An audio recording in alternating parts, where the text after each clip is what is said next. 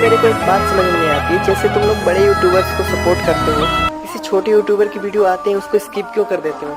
एक बार उसकी वीडियो को देखो, उस बंदे ने मेहनत की होती है भाई। और हाँ, सब्सक्राइब और लाइक करने के पैसे थोड़े ना लगते हैं यार।